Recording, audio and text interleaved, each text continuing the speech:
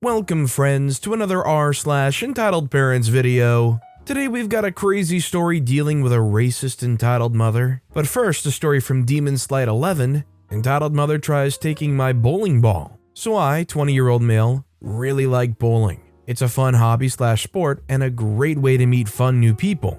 Although I'm personally not great, I am a level 1 bowling coach because those who can't do, teach. If I'm not bowling in league or getting some good practice in, I usually wear my volunteer lanyard/coaching badge and allow anyone to come up for a quick lesson or some pointers. After league, I decided to try out my brand new Storm Nova. It's a green, pink, and black ball, and I named mine Wanda Cosmo because I'm weird and name my stuff. Let me tell you, this ball is a dream. It cost me over $200 and was worth every penny. I love the way it smells and sends pins flying everywhere. I should add that I bowl two-handed without my thumb, so I can hook, curve the ball a lot. Enough of my geeking out though. After a few shots into my second game, a young teenager, somewhere between 13 to 15, notices my jersey and lanyard and asked if I was a pro. We'll call her Daria. Any Daria Payo fans? No? Okay. Daria said, "Excuse me, are you in the PBA?" I say, "Oh no, I just finished a bowling league and this is my coaching badge. I'm just trying out a new ball." I explain why I have so many bowling balls, how I bowl without my thumb, and most importantly what I decided to name them. I throw a few shots to show the difference between them. Daria says, "That's so cool, so you're kinda like Belmo, right? I like this Verity Crawley." She shows me her favorite video of Verity showing off a new ball. Me, melting that she called me Belmo, said, "Do you have your own ball or want some pointers?" Daria says, "I just started bowling last week, so no, but can you show me how to hook the ball?" I said that was fine, but she had to ask her parents' permission. She leaves and comes back with her Karen of a mother. I swear this lady had the hair, the sunglasses, everything. She had 2 younger kids who couldn't stay still. That she just shooed off to the arcade? Karen says, "What do you want, Daria?" Daria says, "He's going to teach me to bowl like Dad. Is that okay?" Karen says, "Why? That's such a waste of time." I say, "I don't mind. I'm a coach and I'm not going to charge." Karen says, "Fine, go ahead. I'm only paying for 1 game, so make the best of it." I have the manager open her lane next to mine, but I tell Daria not to use it yet. I get an extra ball I knew was sitting in the basement from when I used to work there. It was pretty old, but it was light enough for her and fit her hand. Most importantly, it would hook if she threw it right. It was pretty old and didn't have bright colors like the newer ones, but it worked for teaching purposes. We use my lane and I walk her through some drills. The entire time Karen's yelling and complaining, "How long's it gonna take?" And "Once your brothers are done, we are leaving." And she kept asking what I was doing every time I got close to Daria. That last one I understand, cause it's a young kid, you know, and I'm a guy. You never know with that kind of stuff. I'm always super conscious of this though, that's why I told Daria to ask her mother in the first place. And I only ever touch a student to fix their hand or arm. That's it. Daria was super happy when she got the ball to hook and see herself improve just that little bit. It was a small and inconsistent hook, but she was really proud of herself, and she got a decent score for a beginner. After a little while, I asked what got her into bowling. It turns out her father had passed away from COVID. He used to watch the PBA tour and bowl in competitions. She wants to bowl to be closer to him. My heart broke. I felt so bad and was about to apologize until Karen cut me off. Get over it already. You haven't used your lane yet? Hurry up or we're leaving." I swear this woman was heartless. I say, "Hey Daria, how about we play a 1v1 to finish up and then call it a day? If you win, I'll buy you a bowling ball." Daria says, "No thank you. I want to get good enough and buy it myself with my allowance. I still want to try to beat you though." I say, "I respect that. Buying your first bowling ball is special. I'll get the cross lane started and we'll have our match." Clearly I was going to win, but I was going to buy her a beginner ball at the pro shop either way. We changed our screen names to our favorite PBA/PWBA bowlers and started our match. We had a lot of fun and I gave her pointers throughout the game. Towards the end of our game, Karen starts yelling again, "Why does your ball curve more than hers?" Me, still holding Wanda Cosmo, said, "Well, I can hook more cause..." She says, "You bowl weird, you're cheating." I say, "No, I just have more..." She says, "I don't want to hear it. You're a horrible coach. You probably touch kids when the parents aren't looking." Daria says, "Mom, please," and Karen says, "Be quiet." Daria stopped and just looked down at her feet. Poor kid probably never gets a word in at home. I say, "I'm sorry you feel that way, ma'am, but I assure you I never act inappropriately with students. And I'm just a level 1 coach. There's a silver ranked coach who usually works at the center, and he doesn't charge a whole lot." Karen says, "I thought you said you guys didn't charge." I say, "Well, I didn't because I wasn't busy. If you want a high-ranked coach, you have to make an appointment and pay their fee." She says, "This is outrageous. You didn't even get her to curve the ball like you." I say, "Well, like I was trying to say, I have a lot more practice and I don't use my thumb. Plus, this ball hooks sharply so it's more noticeable." She says, "Then give me your ball. The one you gave Daria is ugly, which is why it's bad. You shouldn't have that ball anyway. It's a girl color." I say, "The pink?" She says, "Yes, pink is a girl's color. Give it to me and I won't tell the manager you touched my daughter. You shouldn't be touching girls." I say, "Heck no, lady, and besides, I don't work here." She says, "How can you coach here but not work here? You're lying." I say, "Whatever, man, I'm out of here." I start putting my stuff away to leave as I didn't want the situation to escalate any further. I quietly apologize to Daria and let her know that I'm on the United States Bowling Congress website if she ever wants a real teaching session. As I'm about to put Wanda Cosmo away in my bag, Karen grabs Daria's arm with one hand and tries to grab my bowling ball with the other. I use 15-pound bowling balls and I hadn't wiped down my ball for my last throw, so there was a decent amount of oil on it. Karen, of course, drops the ball on her foot. I try not to laugh. Daria wanted to laugh too, but held it in and went to help her mother. Karen tells Daria to get her siblings so they can leave. I waved goodbye and watched her waddle/limp into the parking lot. Daria waved back. Karen did not. The manager was about to have the security guard go get Karen because she left without paying for her game of bowling. But I figured Daria had been through enough embarrassment for today and would probably be embarrassed many more times in the future, so I just added it to mine. You gotta have nothing but respect for kids like Daria who, despite growing up with a totally entitled parent, is still like a model person as far as how they treat other people. I think it's really disappointing to see the entitled mom try to weaponize throwing accusations around like that. I would say, if at all possible, it would be nice to help encourage Daria to continue their bowling practice, giving pointers, giving helpful tips, showing them resources they can use to source any kind of gear. But you almost can't put an offer in like that when the Karen's throwing around accusations like that. When a Karen of a mother is throwing around the predator accusation willy-nilly like that, is this one of those situations where you have to just accept that it's too risky to even involve yourself here? Or would you still want to try to offer Daria any help that you can in tutoring them with bowling? Let me know what you guys think is the right choice in the comments down below. By the way, if you're enjoying these stories, make sure to hit those like and subscribe buttons down below so you never miss any of my daily videos. Every single video has awesome stories, like our next story from Ms. Elto, 10-year-olds are incapable of losing things. Last year, I was managing a shift in a restaurant. I was in the office as it was almost closing time, so I was sorting out the money, etc. I spotted on the CCTV the last table of customers were standing very close to my waitress in what looked like a confrontation, so I went out to see what was happening. For context, one of the waitresses had worked with us for a long time and was Russian, but spoke perfect English. It was the other waitress's first shift as a trainee. She was Spanish and spoke enough English to do her job, but her understanding of the language was far from perfect, especially when people were talking very quickly. When I came out and asked the customers what was wrong, they told me they were relieved to finally talk to an English person, as my waitresses were of no help to them. They said that their 10-year-old son put his hand into his pocket to take out a £5 British note as he wanted to leave it as a tip, but he noticed that it was gone. They told me that the trainee waitress had stolen it. Before engaging further, I told them that I wanted to talk to my team. I asked both of them to talk to me out of earshot of the customers. The Russian waitress told me that she was on the other side of the restaurant stacking chairs and cleaning the entire time they were in,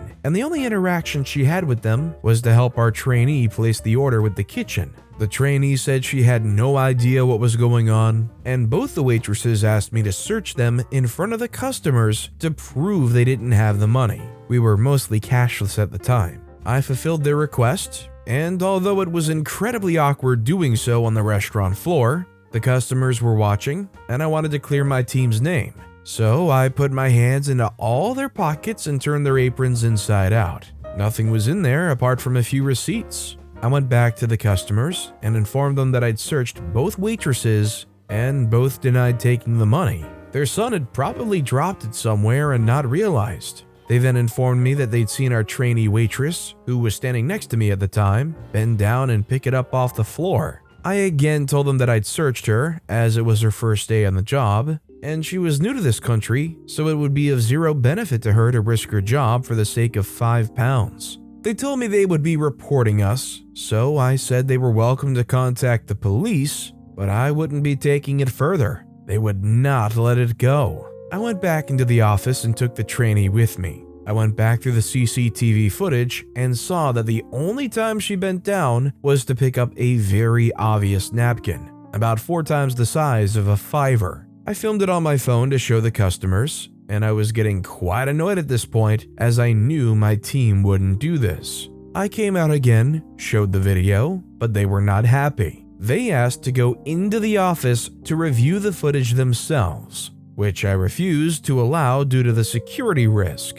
They glanced over at the trainee waitress, who was shaking slightly while holding herself and looking visibly scared. They smiled at her and told her they were going to be calling the police. Again, I told them I thought they should, as the police would be able to have a full copy of the day's CCTV and would be able to see no wrongdoings occurred. I then made them pay their bill and asked them to leave. They refused, so I called the shopping center security. They heard me make the call, so they quickly paid and left. I locked the doors and took both waitresses to one side to debrief them. I'll never forget the look of pure fear that came across the Spanish waitress's face when they left, as she could only understand a small portion of what went on, and was sure she was going to lose her job and be deported. Her boyfriend arrived moments before I locked the doors. He also worked for us, and translated for her. She had to sit down because she started to cry so hard when everything sunk in, and she understood that we believed her. The customers, of course, complained to the head office, who backed up the waitress, and the police were never involved. I think the funniest thing about this and the reality is, even if they were to contact those police and say that they were dead set certain that this waitress had lifted the £5 note out of their child's pocket, what are the chances that the police are actually going to respond to this? Go down there, investigate it? I bet using that emergency line or non-emergency line and the time used on just that phone call cost them more than £5. Would they really send a car down there, a cop down there to investigate a £5 note thievery? I doubt it. Our next story is from Tehuman. I made an entitled racist mother uncomfortable for 2 days. Before I tell you how this all went down, allow me to set the stage. I'm 29-year-old male and mixed race. Important detail for later. My mom's BFF, family friend, is married and is the stepmom to her husband's, biological dad's, 2 children, daughter and son, that he had in his previous marriage. She and her husband have a daughter together.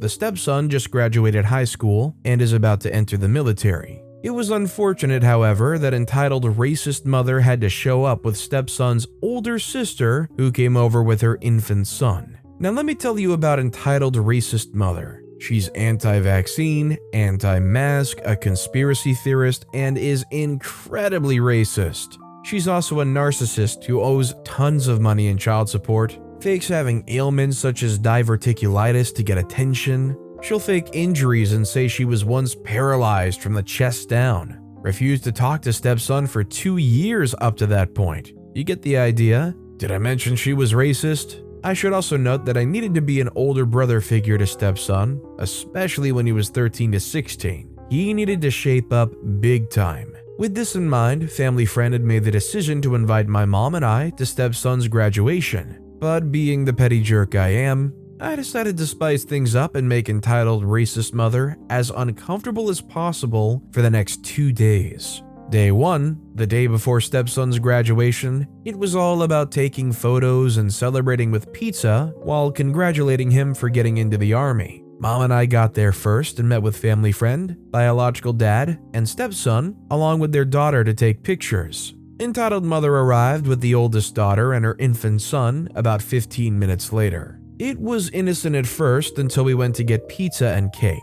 At that point, I began talking with stepson about anything that came to mind. Being mixed with black, white, Hispanic, and Native American, this made entitled mother keep her distance from me and stepson. I wouldn't pay any mind to entitled mother and continued conversing with stepson. We would emphasize how family friend was better at mothering stepson and how he would always come to our home since he's close to me and my younger brothers. We would talk about how my dad, who's black, was in the army in the 90s, and how my light-skinned mother speaks Spanish. Anything to throw off entitled mother and to be passive-aggressive around her. She felt very uncomfortable around us, but little did she know, this was only the calm before the storm. Day 2, the day of stepson's graduation, we went to get breakfast. My mom and I brought along my grandpa on her Hispanic side of my family. My grandpa is really calm but quick-witted. Everyone loves him. When we picked him up, we went over how entitled mother's racist, in which he responded with,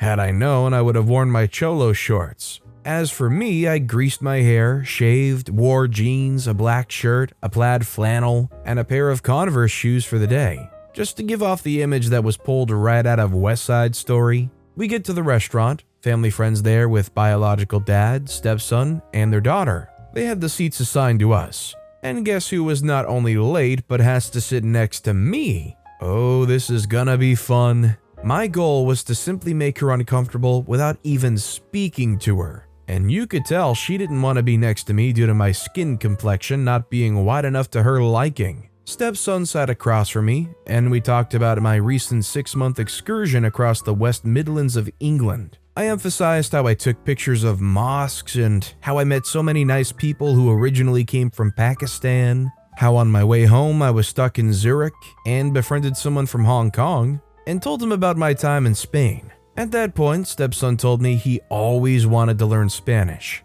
in which he and I start speaking a few words to each other. My mom then joined in. At this point, entitled mother was leaning away from me as far as her chair would allow her to. I then spoke Japanese and German to him, just to be extra petty. Not to mention the myriad of gay jokes stepson had from playing football for the high school. Later on, biological dad was holding on to the oldest daughter's infant son. This gave me the brilliant idea to hold her baby right next to entitled mother and have family friend take a picture.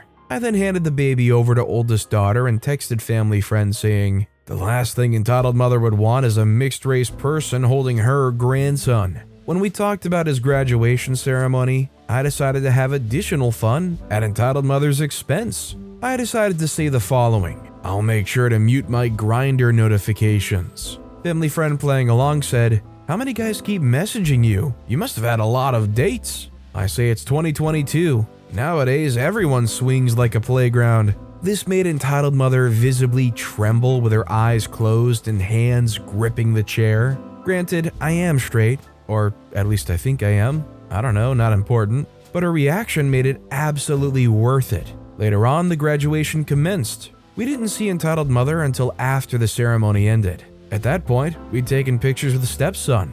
One of the last ones was a group selfie. As the cherry on top, guess who entitled mother had to stand next to? You guessed it. She left immediately afterwards without even saying bye to anyone. Probably scared to death of me. Frankly, I don't blame her. I can be terrifying, especially with my sarcasm, pettiness, and lack of filter. There's only 2 words left to conclude this: mission accomplished. At least they weren't outwardly racist about it, I guess. Let's be clear, there's really no downplaying this entitled mother. Frankly, it's really good the level of revenge they kind of got, how uncomfortable they made her feel throughout the entire situation, how they knew they couldn't actually speak up about it because they're surrounded by people of all kinds of backgrounds, and saying anything about that kind of stuff is just a huge slap in the face to stepson and frankly a crowd of people. It's just, at least the entitled mother didn't really perpetuate anything out of that.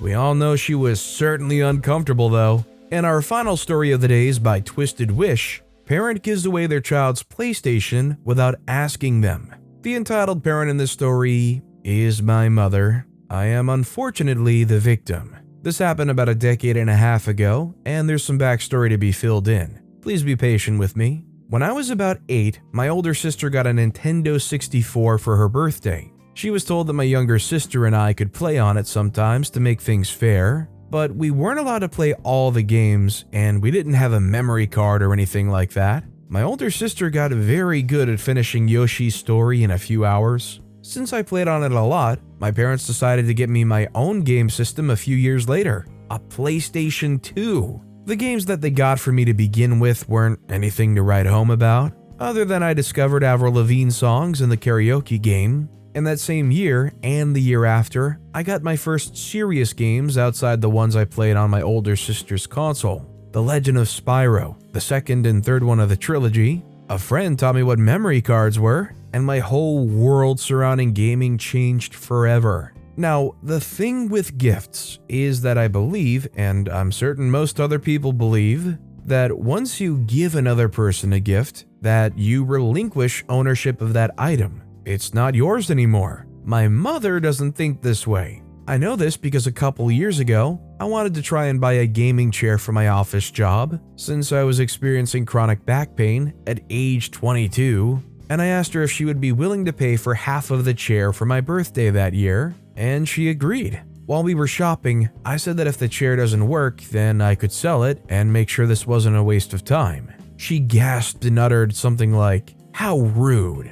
At which point I explained to her that it was a gift for me that she was giving to me, so it was my chair to do with what I wanted. I ended up asking her to help me sell the chair later, but she claimed that no one was interested in it, and she then took it to her work and used it. I'm partially convinced that she lied about the listing and just told me no one was buying so that she could have the chair for herself, since she helped pay for it. When I was about 12, we were going to go to my grandparents' house, mother's side, for Thanksgiving. I wasn't too thrilled about this. You see, my grandparents don't have much in terms of entertainment for kids. You know those bead mazes that are meant for babies and toddlers? Yeah, that's all they had. So I wasn't happy about going until a brilliant idea struck my head. I could bring my PS2. They have a TV, an old one, but still, I should be able to play on it, right? I asked my mother if I could bring my PS2, and she said that I could. So we go up there, and after a few hours I'm bored.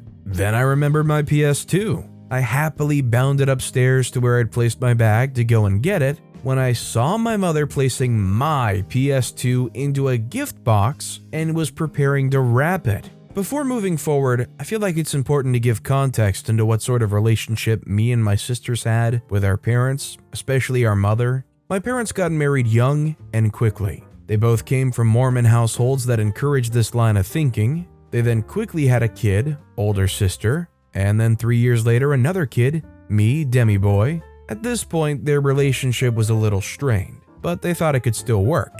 3 years after they had me, they had another kid, younger sister. They thought it would make things better, but it only added more stress to their relationship, my father's words. My father worked to support all of us, so he wasn't home a lot. My mother? She didn't work at the time, but she was also never at home. From what I can remember, she would leave my younger sister, who was a toddler, locked up in her room in her crib, and would leave me and her home alone while my older sister was at school. Many a day was spent going on a scavenger hunt in the kitchen for something to eat, followed by climbing the fence over to our neighbor's house so that I could have someone to play and interact with. Despite never being home, my sisters and I still wanted our mother's approval and love. So in my case at least, I did things that I didn't want to do so that she would spend time with me and give me praise. Swimming? Soccer? Beauty pageants? I didn't like any of that stuff, but if it meant getting my mother to pay attention to me, then I would do it. We were starved for love and affection, and did whatever we could to get it. So, I walk in on my mother wrapping up my PS2, and I, of course, freak out and ask her what she thinks she's doing. She tells me to close the door. When I think back to this moment, I wish I had run to another adult and told them what was going on, but I made the mistake of listening to my mother. I was still yelling at her and asking her what was going on. She asked me to calm down in that parental way that made it clear it wasn't a request. She told me she thought it would be nice to give my PS2 to my cousins for Christmas that year. I still tried to argue that it was mine and that I didn't want to do that, but then she guilt-tripped me. She told me that they're much poorer than we were and they couldn't afford something nice like this. She told me that this is what Jesus would do and that Heavenly Father would be happy seeing me do such a good deed. I was still mad, but I was only 12. I was just a kid. As a kid, I wasn't allowed to rebel or go against what my parents said. Filled with guilt, I gave in. She even made me help her pack it up. My PS2, the microphones for the karaoke game, and some other games that I had brought to play, and my memory card. After this, I learned to never bring my things with me on trips unless I could ensure they would be safe. I even went so far as to hide all of my other personal things at home to try and make sure she didn't decide to give those away too. This event made me so paranoid about leaving my things alone. Skip forward to early 2020, I'd been watching old episodes of the show Hoarders on YouTube. In it, therapists would often have everyone talk to each other about their behavior and things they've done to try and broker peace and closure. I decided to try and take this advice to heart, and I contacted my mother. I texted her and asked if she remembered the time she gave away my PS2. She didn't. I explained the whole story to her and how it made me feel. She told me that she didn't think it was such a big deal. When I asked her how she thought it could have been okay, she told me it was because they were getting me a Nintendo DS for Christmas that year, so it would have made up for it. Ignoring how a PS2 and DS are nothing like one another, I explained to her that just because they're getting me a new game system, that it didn't excuse her forcefully making me give away something that I cared about, and doing it behind my back without asking for permission. I asked her what would have happened if I hadn't caught her. If I had gone to get my PS2 and found it missing, what she would have done or said if I'd come to her crying in agony because I had no idea what happened to my PS2. She ignores this and says something like, "Well, it's what Jesus would have done. And weren't you happy to have done a good deed? I'm sure that God was happy with the decision you made that day." At this point, I stopped responding and put the phone down. Another thing I learned from Hoarders is that healing and closure means that both parties must be willing to listen to each other. My mother wasn't listening. In fact, she was doing the exact same thing she did before. She clearly doesn't think she did anything wrong, even after hearing about what it did to me. In the present day, my parents are divorced, and I've gone low to no contact with my mother. I still have trouble leaving my things alone and letting others use them. My poor father was also a victim, but I'll have to find another subreddit to post those stories into. He didn't spend a lot of time with me or my sisters growing up, but I definitely prefer him to my mother, who is only my mother through blood. The blood of the covenant is thicker than the water of the womb. I mean, I don't know if anybody's going to find this controversial or not, but I just really despise when people kind of wave away the emotions other people feel by inciting religion into it, them making a conscious decision to do something that affects somebody else negatively, and then using an excuse such as, "This is what Jesus would have wanted," as reasoning enough for them to get away with it scot-free, and basically their justification to hand-wave away all the negative feelings that they caused other people. They forced their 12-year-old kid to give up one possession that was absolutely near and dear to their heart, something they adored and cherished. Then listen to their 12-year-old explain how it makes them feel, and their only response was, "Well, you should feel good, this is what Jesus wants." Frankly, I don't think they're doing it for religious reasons. I think they're using it as justification to be cruel to their own kid. But with that being said, that's all the time we have for today. Now, if you want to hear another Entitled Parent story that was even more insane than any of the ones in this video, click on that left video. Or if you missed my latest video, click on the right. But with that said, I'll see you all next time with some more stories.